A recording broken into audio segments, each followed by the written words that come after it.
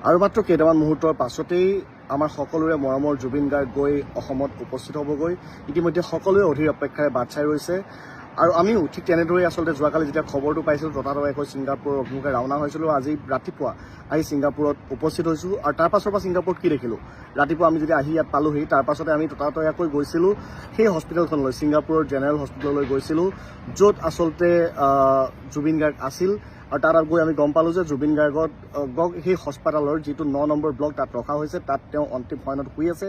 আৰু তেতিয়া আমি তাত গৈ যেতিয়া উপস্থিত হৈছিলোঁ আমি তাত কোনো চিনাকি মানুহ দেখা পাওঁ নেকি বা তেওঁৰ লগত থকা কাৰোবাক দেখা পাওঁ নেকি চাইছিলোঁ, কিন্তু ৰাতিপুৱা আমি তাত কাকো দেখা পোৱা নাছিলোঁ।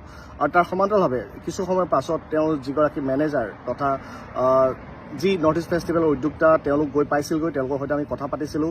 আৰু সেই সময়ত আমি যেতিয়া জুবিন গাৰ্গৰ মেনেজাৰজনৰ সৈতে কথা পাতিছিলোঁ, তেওঁ আজিও কিন্তু সেই দাম্ভিকতা ভৰা যি বেপেৰুৱা স্বভাৱ আজিও তাৰ বিপৰীত দেখা পোৱা নগ'ল। কিয়নো বিভিন্নজনে আমাক সেই সময়ত কথা পাতিছিল, আমাৰ সৈতে বিভিন্নজনে অসমৰ পৰা কৈছিল যে এবাৰ তেওঁলোকে জুবিন গাৰ্গক চাব বিচাৰে, মৰ্মৰ শিল্পীজনক এবাৰ তেওঁলোকে চাব বিচাৰে।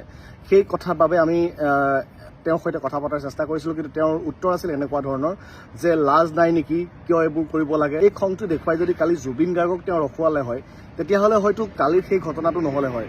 তেওঁ যিহেতু এজন মেনেজাৰ হৈ তেওঁ পানীত নমাতকৈ জুবিন গাৰ্গৰ স্বাস্থ্যৰ প্ৰতি খেয়াল ৰাখি তেওঁ সেই কামখিনি কৰিব লাগিছিলে, যিটো কামৰ পৰা জুবিন গাৰ্গৰ আজিৰ এই পৰিস্থিতি নহ'লে হয়, জুবিন গাৰ্গ আমাৰ মাজত থাকিলে হয়, যদি তেওঁ নিজৰ দায়িত্ব সুচাৰুৰূপে কৰিলে হয়।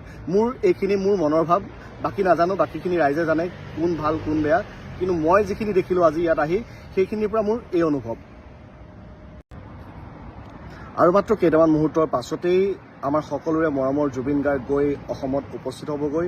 ইতিমধ্যে সকলোৱে অধীৰ অপেক্ষাৰে বাট চাই ৰৈছে আৰু আমিও ঠিক তেনেদৰে আচলতে যোৱাকালি যেতিয়া খবৰটো পাইছিলোঁ ততাতৈয়াকৈ ছিংগাপুৰৰ অভিমুখে ৰাওনা হৈছিলোঁ। আজি ৰাতিপুৱা আহি ছিংগাপুৰত উপস্থিত হৈছোঁ আৰু তাৰ পাছৰ পৰা ছিংগাপুৰত কি দেখিলোঁ, ৰাতিপুৱা আমি যেতিয়া আহি ইয়াত পালোহি তাৰ পাছতে আমি ততাতৈয়াকৈ গৈছিলোঁ সেই হস্পিটেলখনলৈ, ছিংগাপুৰৰ জেনেৰেল হস্পিটেললৈ গৈছিলোঁ, য'ত আচলতে জুবিন গাৰ্গ আছিল।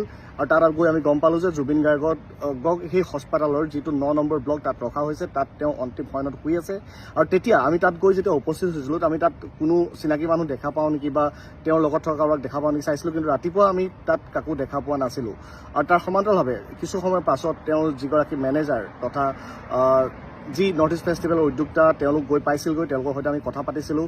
আৰু সেই সময়ত আমি যেতিয়া জুবিন গাৰ্গৰ মেনেজাৰজনৰ সৈতে কথা পাতিছিলোঁ, তেওঁ আজিও কিন্তু সেই দাম্ভিকতা ভৰা যি বেপেৰুৱা স্বভাৱ আজিও তাৰ বিপৰীত দেখা পোৱা নগ'ল। কিয়নো বিভিন্নজনে আমাক সেই সময়ত কথা পাতিছিল, আমাৰ সৈতে বিভিন্নজনে অসমৰ পৰা কৈছিল যে এবাৰ তেওঁলোকে জুবিন গাৰ্গক চাব বিচাৰে, মৰ্মৰ শিল্পীজনক এবাৰ তেওঁলোকে চাব বিচাৰে। সেই কথাৰ বাবে আমি তেওঁৰ সৈতে কথা পতাৰ চেষ্টা কৰিছিলোঁ, কিন্তু তেওঁৰ উত্তৰ আছিল এনেকুৱা ধৰণৰ যে লাজ